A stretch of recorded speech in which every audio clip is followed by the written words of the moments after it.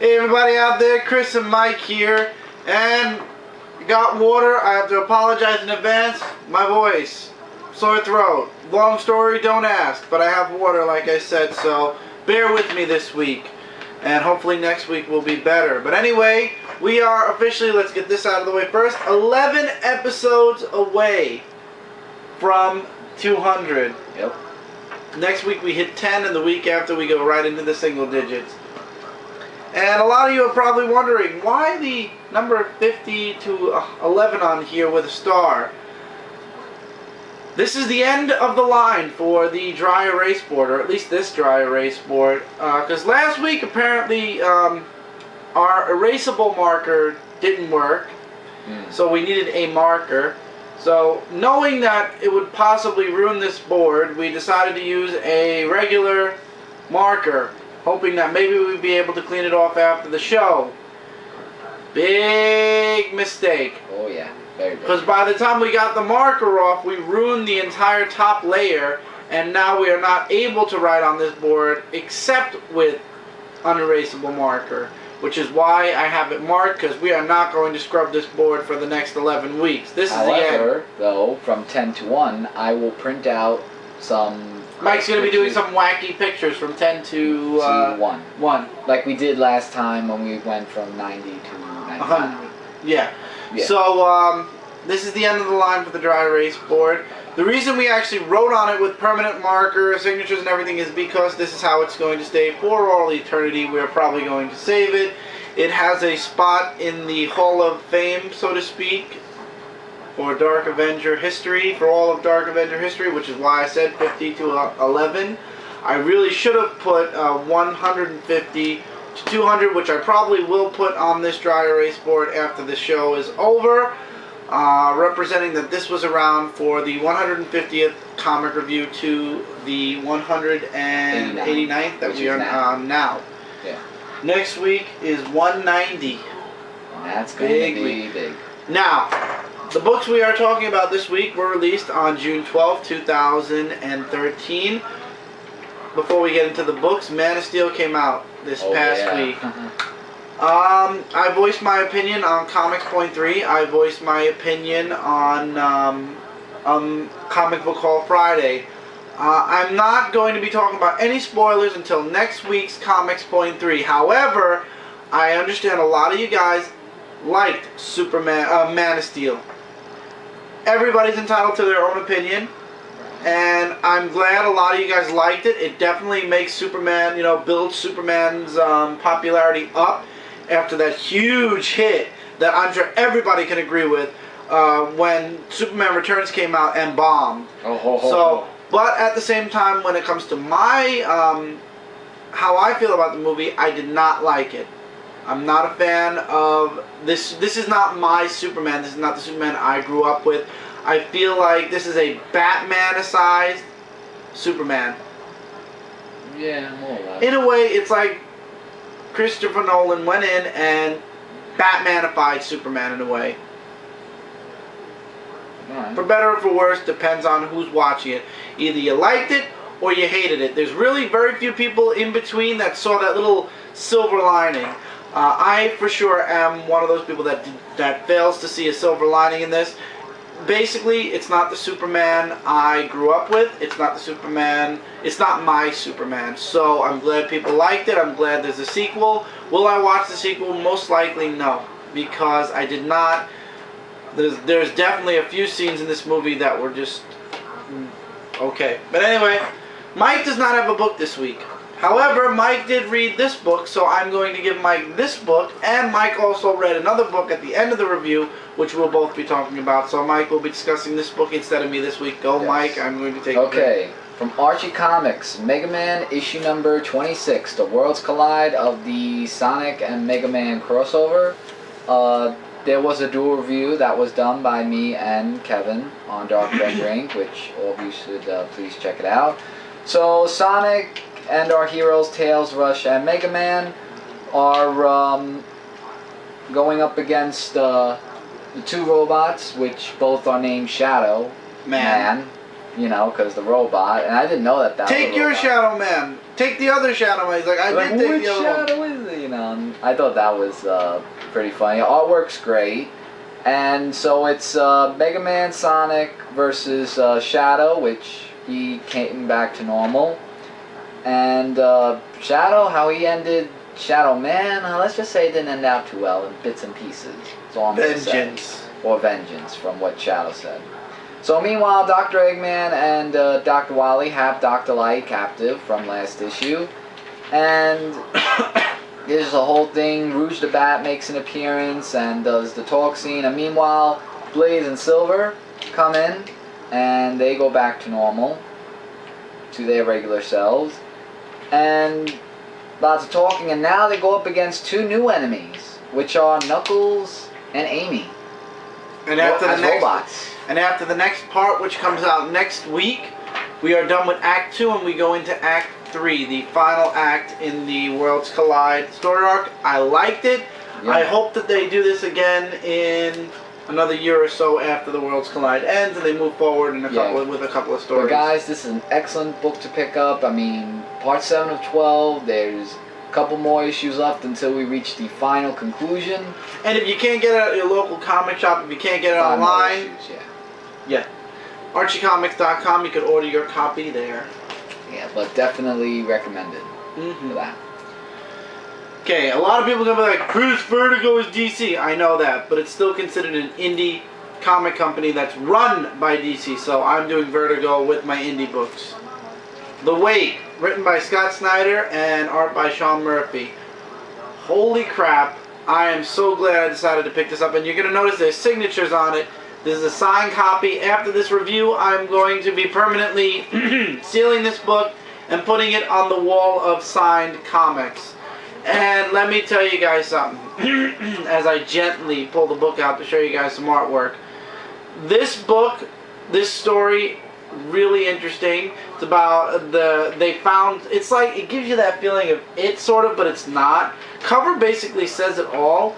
Basically, this woman who is, I forgot if she's like an oceanographer or whatever, but it starts off in, we don't even know when, but it's in the future, and then it jumps to 200 years earlier, which I'm guessing is present day for us.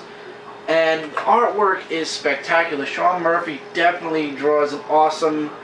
But anyway, it's this woman, and she works with ocean life, and this guy shows up, Agent Cruz, and there's this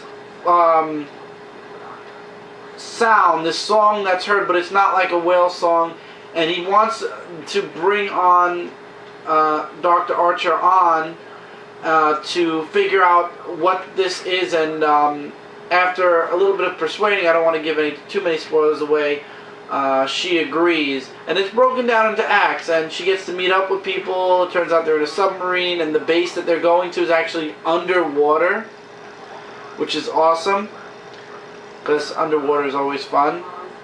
And I'm not going to spoil the rest of the book, but she basically does come face to face with what they've uncovered and what was making that song.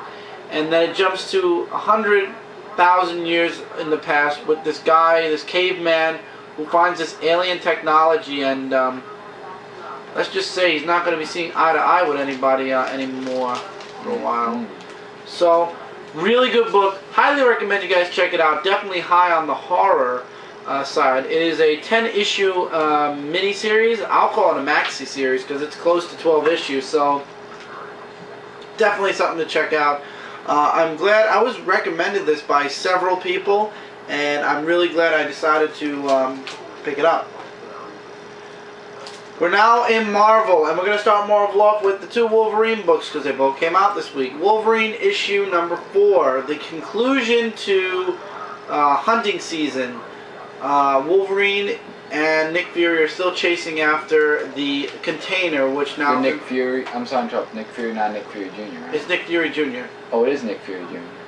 Yes, his son. Oh. Wolverine pulls a few favors, actually, to find the container without involving S.H.I.E.L.D., because whatever this stuff is, apparently it infects people, it affects people, and huge crowds of S.H.I.E.L.D. agents, not a good idea.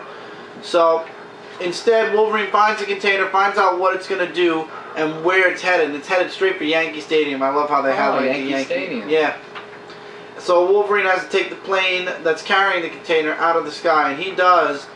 And actually, the next story arc is going to be leading right into, is going to be following up right after this. The Watcher makes a reappearance again, so Wolverine knows he's going to have to work with. He wasn't going to work with Nick Fury. He's like, you don't need me. And then he sees the Watcher, and he's like, oh, I understand. I think I'll stick around after all. So yeah, something big's definitely going to be going on, and hunting season's over, but Wolverine will return in Drowning Logan. So things are about to get really busy for Mr. Wolverine in the next issue of Wolverine. Interesting, however, I don't know, the story arc didn't sing to me as well as as much as a regular, like the older Wolverine stories. Maybe it needs to get through the story arc first. I know if Wolverine loses his healing factor, it's going to definitely take the edge off of Wolverine, in my opinion. Superheroes should not have their powers messed with when they're created. They have a set amount of powers. It's like taking away Superman's, well, they did that for a year or two with the Electric Superman, but it's like taking away a piece or a fraction of Superman's powers. It's not Superman anymore. Maybe it's to make the stories interesting, instead of doing the same things all. I mean, I know what you're saying. Once they have the powers, it's forever. But maybe there's like consequences in being a superhero. Maybe they want to just show that. That's what I think. Savage Wolverine issue number 6. For those of you that have been missing Peter Parker Spider-Man, guess what? Peter Parker Spider-Man's in this book. That's the good part I like about it. I liked it, but I'm confused now. I'm like, why? I mean, I didn't see any indication in this book that this took place in the past. So it's kind of weird.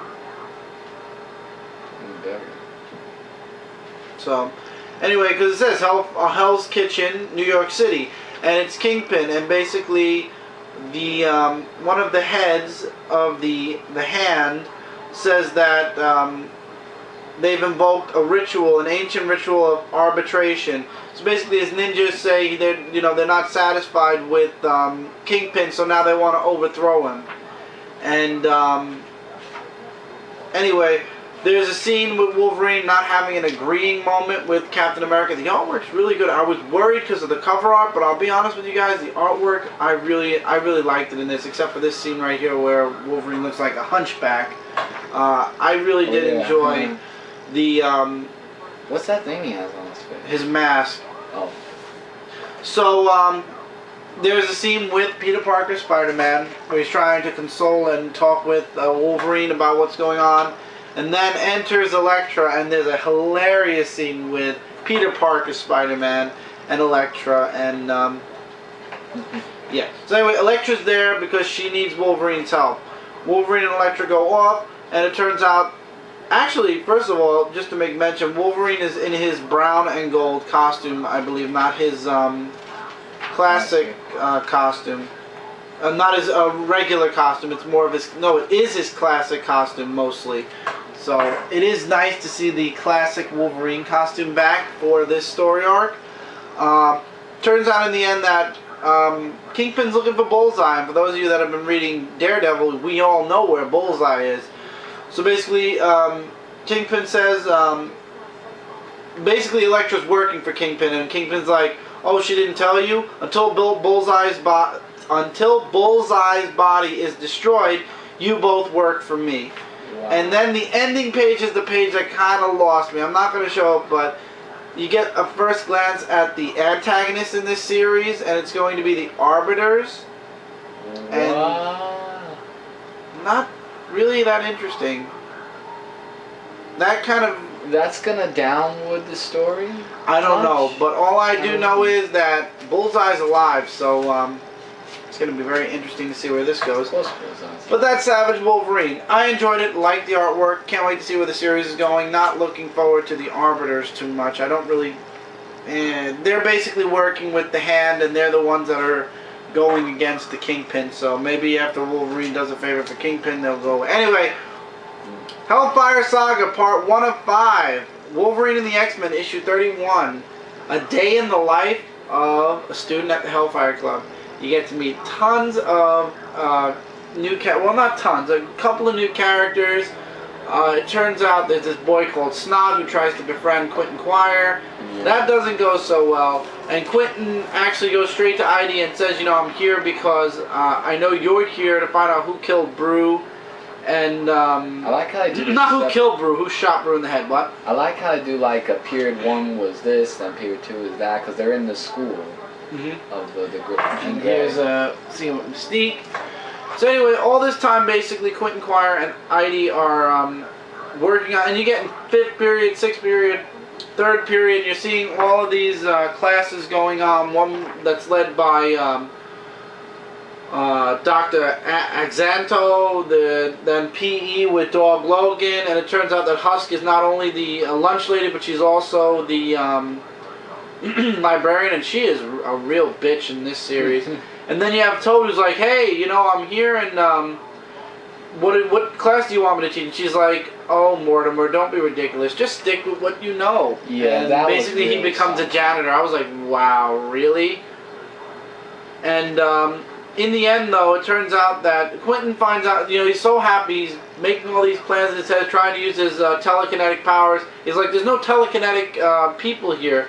And it turns out that he gets finally summoned to Cade Kilgore's office, who's the principal of the school. And it turns out he doesn't know that, oh god, what's this guy's name?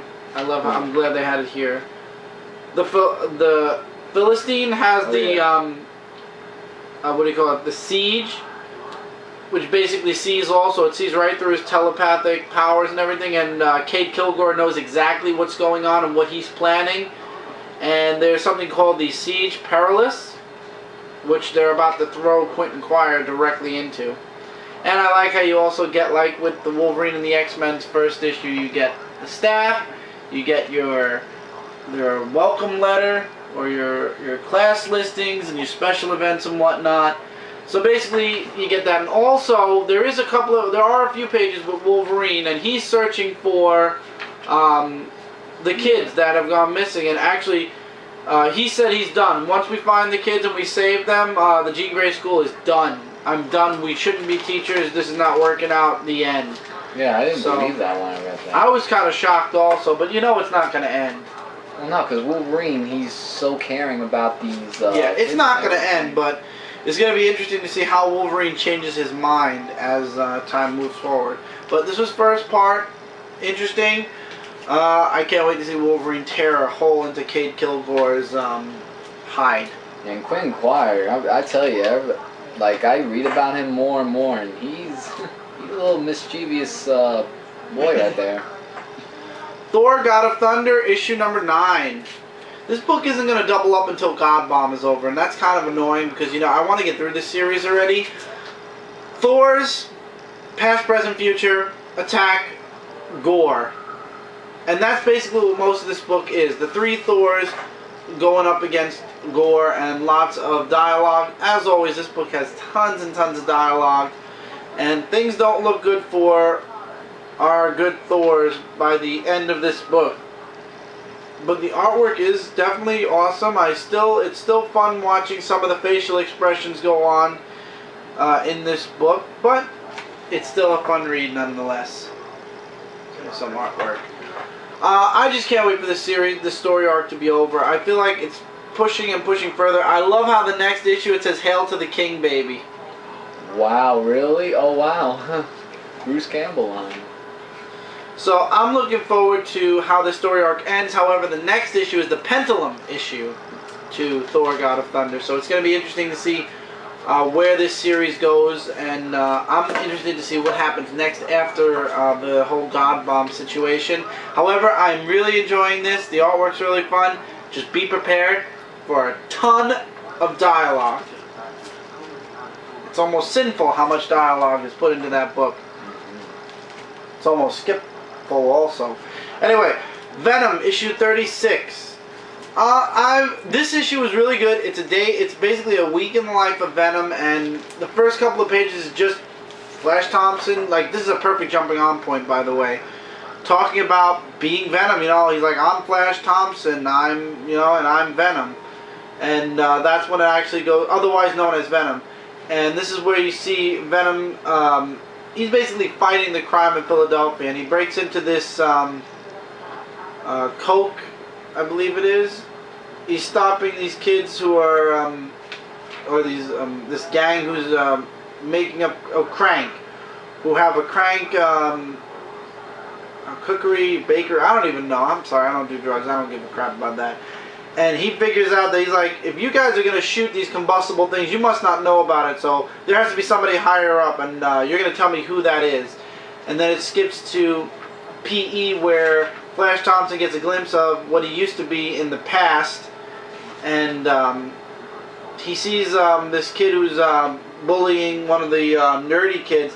And he decides, I'm going to teach this guy a lesson. So he, using a little bit of his Venom power, tosses a dodgeball right at this kid's head. Yeah, to think how he always bullied Peter Parker, you know. That's, yeah, now he's the one that's defending them. And Heidi actually might have seen that. And for those of you that didn't know, in September, Mania, a new symbiote, is coming to Venom, and Mania is a female. That was I wonder if it's Heidi or Andy. Andy? Andy. I called her Heidi. Andy? Andy. A-N-D-I. Alright, Andy. Just with the I instead of the Y. That's not wrong. Anyway, so then he's, throughout the rest of the book, as he's trying to find Lord Ogre, whatever he's called, he's saying to himself, she didn't see me. There's no way. And he's just arguing with himself. He's like, get your head in the game. I love how he venomizes a car using the symbiote. That was kind of cool. Yeah. And then, just like in Scarlet Spider, things go from bad to worse, because it turns out that this Lord Ogre is not only smuggling drugs, but he's smuggling people. Where's Scarlet Spider? Because I could have sworn I read about this in the first story arc of Scarlet Spider. What is this? All of a sudden, all the Spider-Man brother comics are involved in people smuggling. I'm starting to get a really weird feeling with the Scarlet Spider and Venom series. Maybe Kane and Flash should trade notes with the human trafficking. Really good though. Artwork definitely fits this book. I 100% definitely say this book is definitely climbing back up after the horrible downfall of Minimum Carnage and the Circle of Four. It's finally building its way back up again. Thank you, God. And I'm looking forward to the next issue. Definitely something I would recommend. And finally this week from Marvel. Top pick from Marvel this week is Guardians of the Galaxy, issue number 3. Jason, or Lord Jason, basically Star-Lord's father, has Star-Lord and the Guardians of the Galaxy imprisoned as prisoners of war.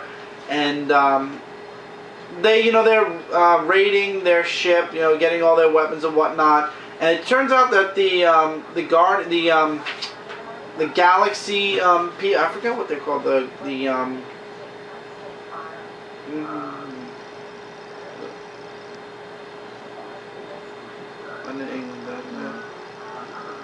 think Guardian. Galactic Guardian, whatever. The Galactic Rule, basically, is getting really pissed off at Jason, and they really don't like him, and they're starting to plan against him. After he leaves, they all start to plan against him. So things ain't looking so good for Spartax's leader. And then I love how everybody's debating, wait, there was somebody else with the Guardians of the Galaxy, wasn't there? And all of a sudden he just comes barreling through. I am Groot. And that was spectacular. I laughed at that when I actually saw that. Oh, okay. But I had something in my hand. And Groot just comes in, he frees the Guardians of the Galaxy, and instead of leaving, they decide they're going to take siege of this ship, and they're going to keep it. And I'm not going to tell you how they take siege of it, but they do. And before Star-Lord leaves, Peter has one last message to give to everybody, all the people that work, the soldiers and stuff that work under his father, and he ain't too happy. To be continued in the next issue. This was awesome. Artwork, story, everything about this book was spectacular. My pick of the week from Marvel Comics. Definitely something to check out. I would have had The Wake as my pick of the week for indies. However, The Wake came out 2 weeks ago, so I only have Mega Man from the indies. I did not read any digital books these past couple of weeks due to work. Probably next week I'll get back on those. Anyway, Guardians of the Galaxy is my pick of the week from Marvel. It was an awesome book. Love the cover. Pays homage to Wolverine if you think about it. And really it's Raccoon. And it's Rocket Raccoon. Love Rocket Raccoon's dialogue. And I really enjoyed this book. And I highly recommend you guys check out Guardians of the Galaxy. Can't wait for the next issue. Definitely something to look forward to. And with that, we're going to go into a small, brief commercial break, and then we'll come back and conclude this week with DC Comics, which has some heavy-hitting books this week. Really, well, I don't want to spoil it, so we'll be right back after this commercial break. So stay tuned, guys.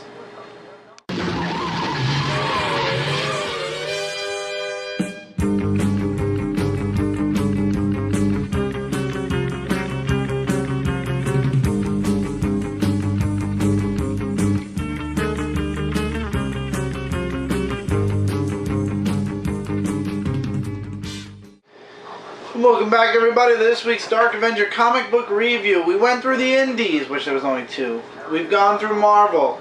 Now we delve into the depths of DC Comics. We have number 1s, new story arcs, and lots of epic goodness. So let's start off with the digital first books, which there's only 1 this week, and that is Smallville Season 11, issue number 14. Not connected to the special. The special was its own episode, which you can say takes place before or after this story, this episode, if you want to rationalize Season 11, because a few people did ask me that. I would believe it's its own episode.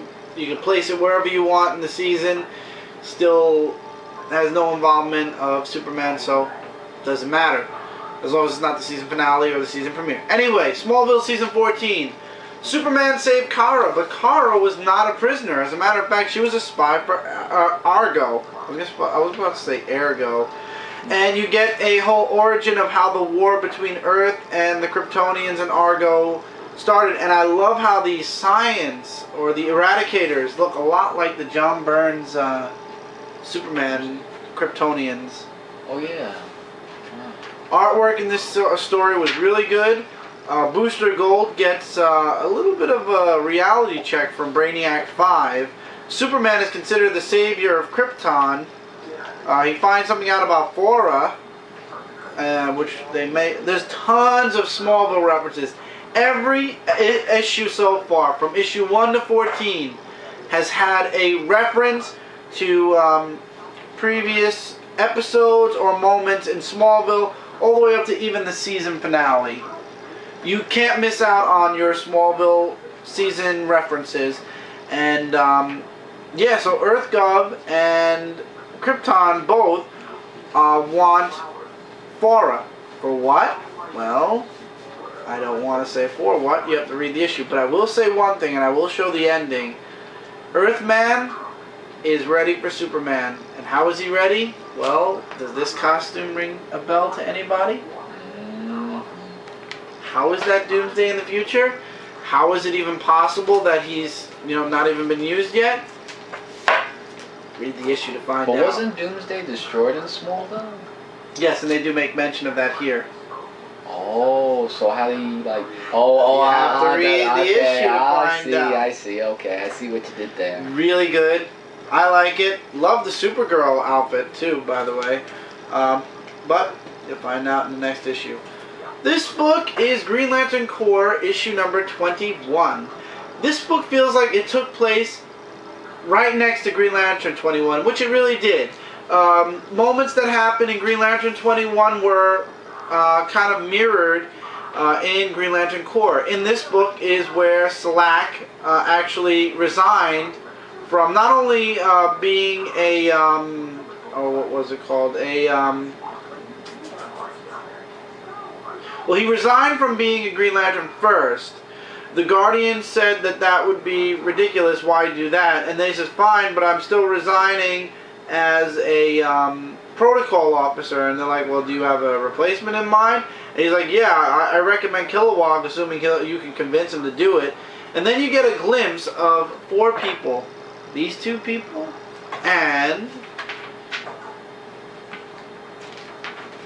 these two people. Why? You'll find out in a little bit. John Stewart's on a mission with Fatality, who is actually trying to convince him to take a break. If not quit, then at least take a break for a while from the Green Lanterns.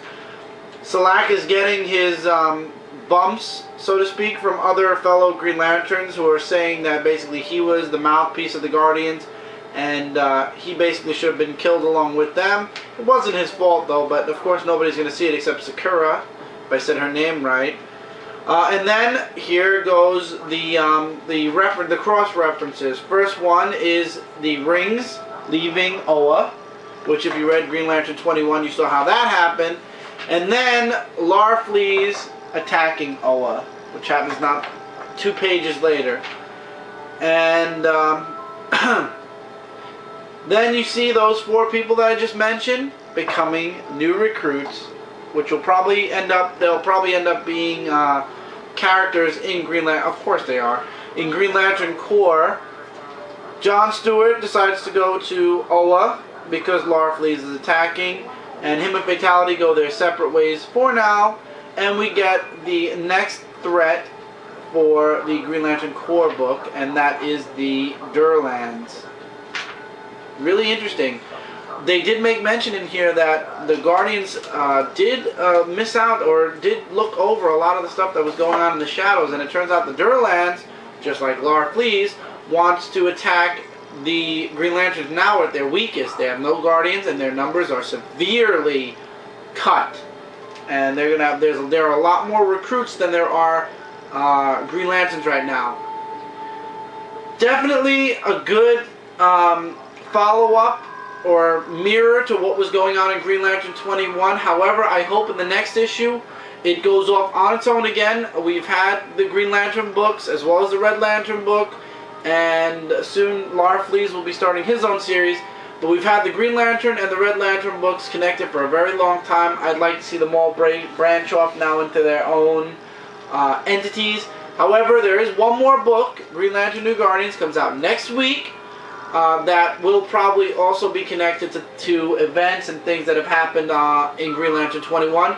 After that, hopefully, things will separate within the 3 books, and all the books will go their separate story arcs, whereas they're all still going to sort of be connected. I guess that's what the issue 21s are basically saying. They're going to be separate, yet still connected, and they are going to be playing off of each other from time to time, which I like. That was a good thing that happened during the Jeff Johns run, and I'm glad to see that they're still going to be doing that here. One thing I have given up on, though, I don't know if this has happened to anybody else, I've given up on getting those incentive rings for these books. Because obviously, at least from Midtown Comics, if DC Comics did intend to have the rings as free incentives for the issue 21s, 22s, and some 23s, and number 1 for Larfleeze, that's not happening with Midtown. If you want the new rings, you have to pay for them, and they do not come free with your Green Lantern books. Yeah, they didn't come with the lantern rings. No. That was something like they said that they were. Like, did they? Yeah, so I don't know if they just decided, yeah, it's a little ripped, I gotta get a new plastic for it. So I don't know if DC decided to just send the rings to the vendors and say do what you will with them, or if they are legitimately meant to be free with the books, but at least from Midtown Comics, that's not happening. So if you are buying, like me, from Midtown Comics, you are not getting your lantern rings for free. You have to pay $2.99 for your Green Lantern ring and $1.99 for all your other Lantern Corps rings each week as they become available. Unless they go to the comic store and they might do it there, right? Yeah, I heard a few people did get rings for free. Some people are getting their rings for free. I guess some vendors aren't doing that. I don't know if DC Comics is aware of that. I hope they are aware of that, and that, you know, it is something that they're saying, hey, either sell them or give them away, whatever you want. In that case, then it's up to the vendors. That's not, you know. But if they are supposed to be free, I'm very disappointed that Midtown Comics is not giving them away for free. And if DC Comics doesn't know about that, I hope they do know about that. They do find out about that at some point and get on vendors' cases, because some vendors are, I found out, selling the rings instead of giving them away as free incentives for the issue 21 so far, and that is not, and it's due to the fact that the rings were late, but that's no reason to all of a sudden turn around and say, hey, you know what, since they're late, we're going to charge you for them instead. That's BS. and I won't buy them. I'm sorry. I already got my rings from Blackest Night. I feel bad for anybody who missed out on that. But anyway, we're now going into Batgirl, issue 21. I was right. This is basically a segue series into what's to come for Batgirl. Batgirl versus the ventriloquist here. And also in the beginning you get a little cameo from Nightwing, who's trying to reach out to Batgirl, you know, try to get her, you know, try to get her to talk to him, you know, say, you know, we're still your family. Don't lock us out. We're, you know, we want to help you. And she thanks him, but for right now she says, I can't be part of that family. I need to figure this out on my own, and nobody can help me except myself. So then Batgirl goes on the look for the ventriloquist to try to find the judge from Gotham's Got Talent and save her before she becomes yet another victim of the ventriloquist. Batgirl shows up. It's Batgirl versus the ventriloquist, Batgirl versus the puppet. And it's crazy. And even the dead parents somehow are puppets to the ventriloquist. And I don't want to give too many spoilers away, but sorry again. It's a really wow ending. Not ending to the comic, but it's a wow ending to the ventriloquist. And yeah, it's definitely leading into future events in Batgirl. It's an awesome cover. Gail Simone is my writer for Batgirl. Really enjoying this series and highly recommend you guys check this out. Excuse me a second.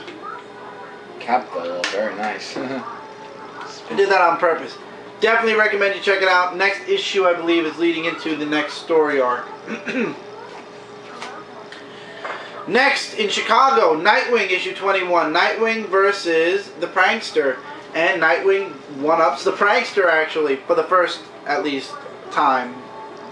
The artwork, I'm sorry, I know a lot of people don't like it because it reminds them of Teen Titans, but I like the artwork in this book.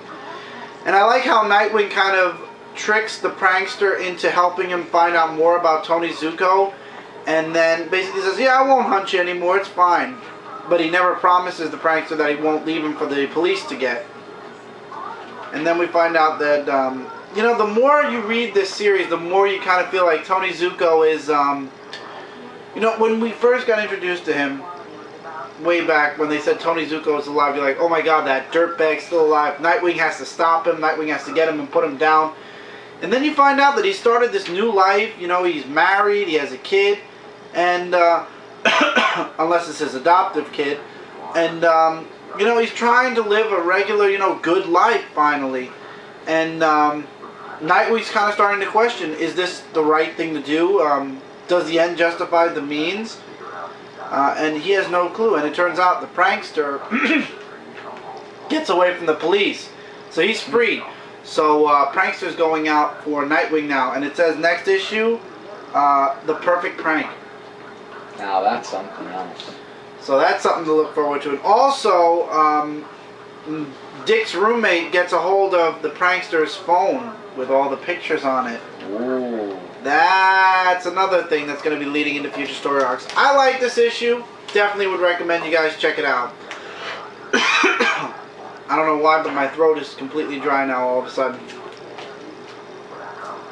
Next up, Superboy issue 21. Superboy and Dr. Psycho find another victim of the Hive. This girl named Sarah, who is being chased by this being who, and we also, I love the beginning, we get to see Crypto. I will say this, I don't like the way they make Crypto look on the cover, but on the inside I do like the way they portray Crypto. Crypto, you know, they always had him as a regular dog, you know, he's like a white dog, that's it.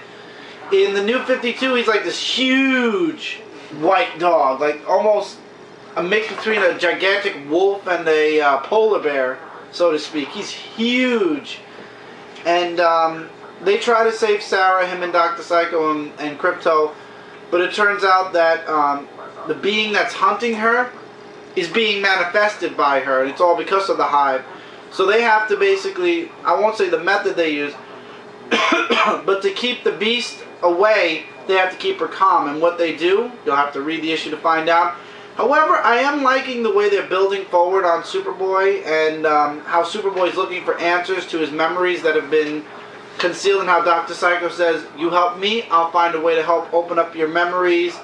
And, oh, what was it? You help me put down the hive, and I'll find a way to get you your memories back. Oh, and the beast that was chasing her was called Decay. So basically the hive messed with her, and spoiler here, she was manifesting Decay. So to keep Decay at bay, like I said, they had to do something to her to keep her from producing Decay every time she comes into a desperate situation. And Decay wasn't even protecting her, he was actually trying to hunt her. I enjoyed this issue. I'm enjoying the build-up to Superboy. I'm glad I got back into Superboy after issue 19, because now there's a lot that's going to be going on in Superboy as time moves forward, especially with Harvest still out there. So I enjoyed this issue, and I definitely would recommend it. Two heavy hitters are the final books from DC this week. First, Batman, issue 21, Year Zero, embossed cover.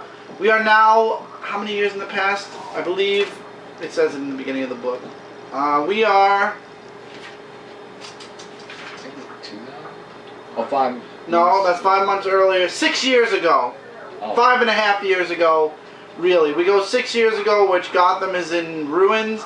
And you have Bruce Wayne, full-fledged Batman already. But before he becomes Batman, before he's Batman, they jump 5 months earlier than that.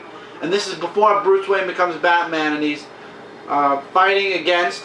If you guys read issue 0, you'd know who he's fighting against, but if not, it's the Red Hood gang.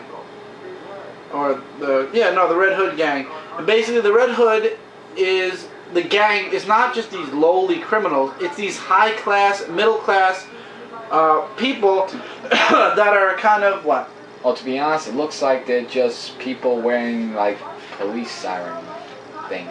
It looks like that kind of. Yeah, and none of them know who they are, and none of them know who the Red Hood is. We all know who the Red Hood is. It's going to be Joker. And I love how Bruce Wayne gives the middle finger, and they actually use a censor bar. Where? Oh, wow. Yet this book is rated T for teens. I'm sure every teenager knows what this is. I thought it was unnecessary to put the censor bar there. Well, they actually did that with Lobo in Injustice. I understand, but in a way, it's like either be willing to show the middle finger, or just don't even bother doing it at all, because it's kind of cowards. It's kind of silly to have that censor bar there, in my opinion, because teenagers, little kids know not to show the middle finger. They may not know what it means, but kids know that. And there's also flashbacks of when Bruce was a kid in this book. You have Bruce Wayne is declared dead. Nobody knows Bruce Wayne is alive at this moment, and Bruce wants to remain dead. He wants to fight crime, and he doesn't want to be bothered. He wants the Bruce Wayne persona in his life to be dead. He only wants to be the crime fighter that hides behind these different masks. And it turns out that his Uncle Philip finds out that he's still alive, and Uncle Philip explains why he knows Bruce is still alive, and he wants Bruce to actually take over Wayne Enterprise again. And then the flashbacks of when Bruce was a kid starts to happen. And of course Bruce says, you kind of wasted your time. I'm not looking to, come back to life all of a sudden. I'm not looking to take over Wayne Enterprises. And it turns out his uncle's the one that kind of helped forge his death. And I love how on the hat it has the Robin symbol, which kind of leads into the future with Robin. And you get, and here's a spoiler alert here, you get your first look at the Riddler before he became the Riddler. Which is Edward awesome, Nygma. Origin there. And basically in the end, Edward Nygma says, you want answers to your problems? You'll have to kill your nephew Bruce Wayne. And then the backup story is Bruce Wayne, basically age 19 Bruce Wayne, basically, we all know for a long time Bruce Wayne left Gotham City, to find himself, to train and become the man he is today, which is Batman. And this is one of those short stories about him growing up away from Gotham, and still, even 19, fighting crime. And that's This was a definite awesome book. I left a lot out on purpose because this is definitely something I was very worried, especially this being an 11-issue story arc. I was very worried where this was going to go. After reading this, I have confidence in Scott Snyder. Greg Capello's artwork, as always, is flawless. I highly recommend you guys check out Batman issue 21. Love the cover, love the embossed cover. It's really, you don't know how cool it is until you actually have it. Definitely one of my top 2 picks for DC Comics this week. Now on to my top pick of the week. Brace yourselves for this one. This is Superman Unchained. Wow, that went down wrong, kind of. I read this book. Superman Unchained, issue number 1. With a nice glossy cover, which I really, really like. I only have one tiny itty-bitty complaint. And actually, I love it, but at the same time, I don't. Oh, yeah. And that's this.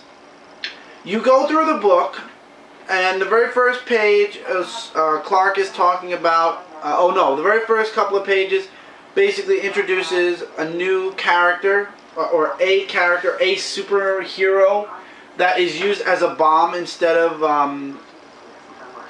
like an atomic bomb. It's this hero or this being, and then it goes into Superman. And in between this page and this page happens. And whereas this is very cool that it is a fold-out poster that if you don't want to keep it with your book, because it came with a cardboard that held it on with Scotch tape. Well, not Scotch tape, with that glue, but the glue comes off very easy. Oh, that little glue thing. Yeah. And you could have it as a poster, or you could leave it in your book, but you kind of have to leave it in your book because this is the following page, and then this page is the following page to that. If you've been following the news sites, they talked about this briefly. This is awesome because it's a blow-up of 2 of the pages in this book, but at the same time, it's very kind of not dangerous, it's kind of bad, because let's say I have the book and I'm talking about the book and then that happens, it falls out of the book, goes under the table, didn't know about it. Next time I open this book, those 2 pages are forever missing unless I buy another copy. Yeah. However, it's cool enough that I say it's something that's definitely a positive more than a negative that in this book.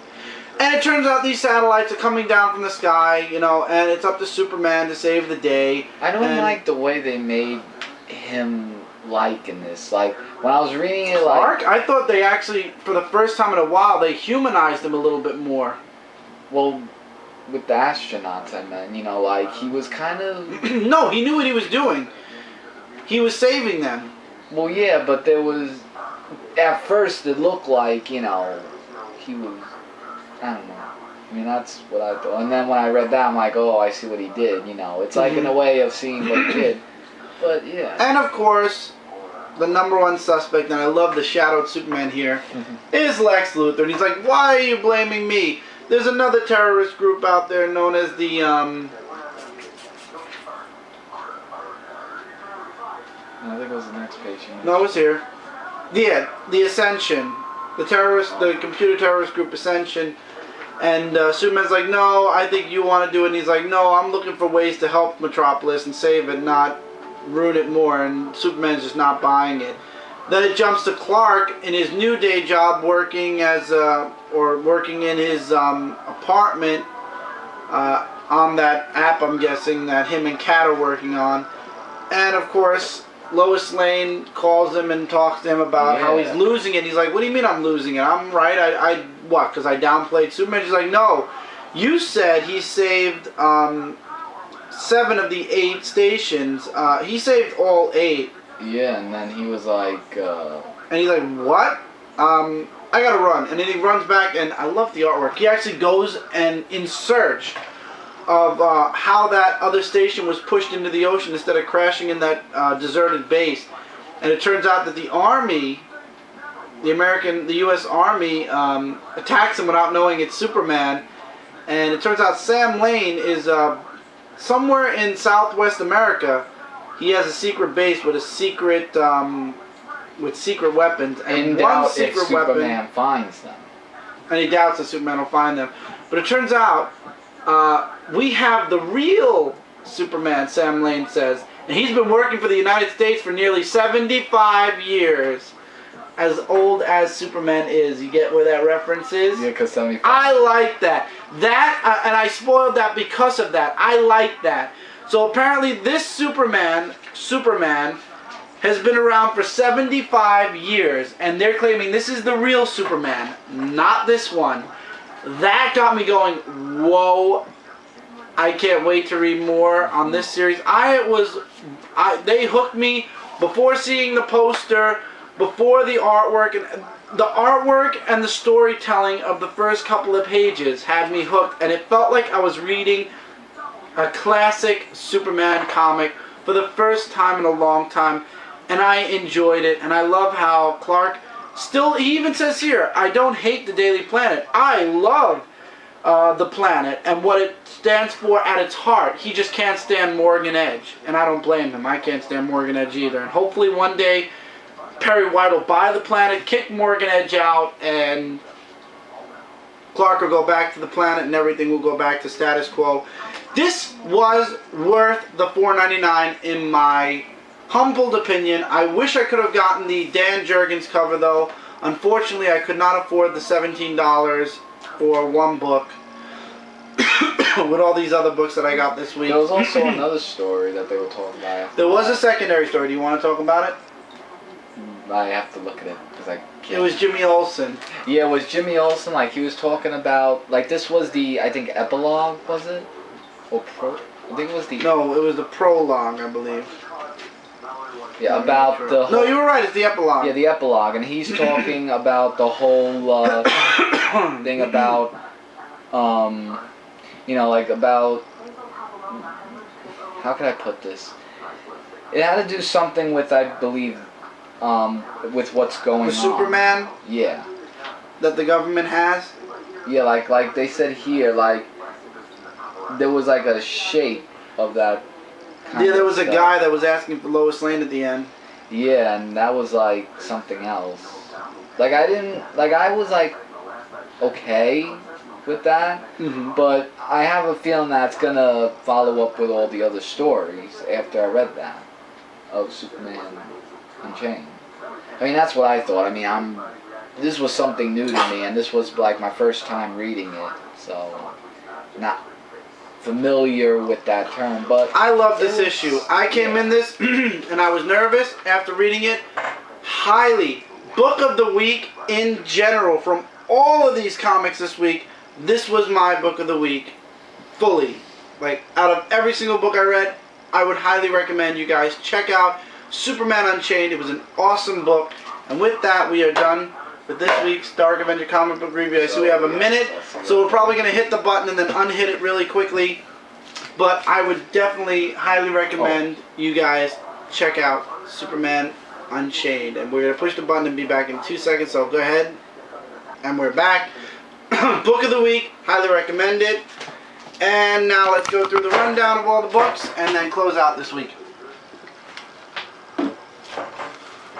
Superman Unchained, a must-read for all Superman fans as well as a must-read in general for DC fans or comic book fans. Batman issue 21, the first issue of Zero Year. My confidence is now in this series and I can't wait for the next issue. Definite read, definite recommendation. Superboy 21, I enjoyed it. I leave that up to you guys. Nightwing 21 as well as Batgirl 21, I leave both of them up to you. Both were good stories. Green Lantern 21, a perfect mirror to what happened in Green Lantern Corps 21, a perfect mirror to what happened in Green Lantern 21. Definitely, I leave it up to you guys though. Smallville issue 14, awesome book. If you're a Smallville fan, you will definitely be picking it up. If you did not like Smallville or didn't watch Smallville, I'm sorry, number one, you definitely should watch it if you don't like it. But after you watch the full series, come back and check this comic series out.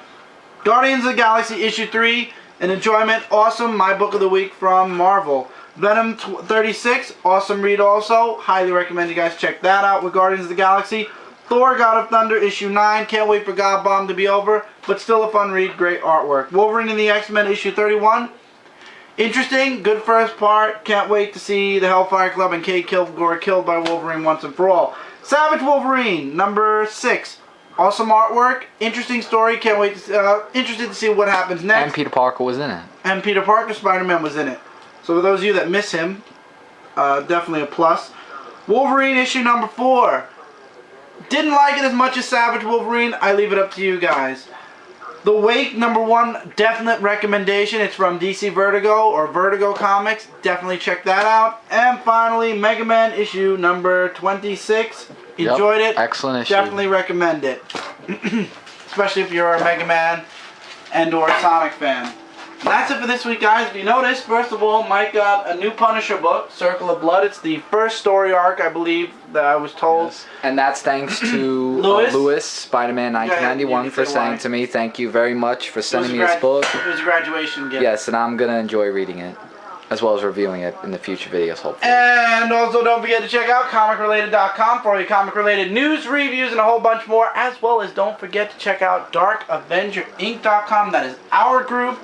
I am a part of Comic Related also, but Dark Avenger Inc. is our group on YouTube. We try to give you guys as many videos as we can each and every day, so this way you have new material all the time on the website, which right now, darkavengerinc.com sends you to our YouTube channel. Darkavengerinc.com should be up. The target date is July 15th. Hopefully we will have the website up by July 15th. But until then, it's the YouTube page or channel. Please, if you haven't already, do subscribe to Dark Avenger Inc. As well as if you're new to this channel, please subscribe to my channel where I have tons of videos. Unfortunately, this week, no outside the pages. It's due to the fact that I can't talk very long. And we actually took breaks between part 1 and part 2 of this video because it's hard for me to talk. And hopefully next week things will be better. Also, for those of you guys who are gaming fans, the first Mario Kart tournament for Brooklyn Boys was this weekend. It is up on Brooklyn Boys right now. You can go check it out after this video if you like. For those of you that would like to be part of the tournament, contact Michael at DudeRock18 on YouTube, youtube.com/star-of-DudeRock18. As I said, if you haven't already done so, please subscribe to Dark Avenger Inc. We try to give you guys as many videos as we can. Put us in your subscription box. This way you don't miss out on a single video, review, or whatever we do on there. And if you're brand new to my channel, welcome to Dark Avenger, first of all. And hopefully you enjoyed what you just saw and you will subscribe to this channel as well. I try to give you guys 110% of myself each and every week, sick or not sick, because I love talking about comic books and I love giving my opinion and talking to others about comic books. So definitely, if you have any questions, any comments or anything, leave it in the comments below. Message me. I'm open and very friendly to talk with. I've made tons of friends through doing this, and I hope to make even more friends as time moves forward. And it's all from, like I said, these little books. Love comic books, love talking about them each and every week for you guys, sick or not. So I will see you guys next week. Take care, keep reading, keep collecting, and I will see you guys on the next video. Take care, everybody. Later, guys.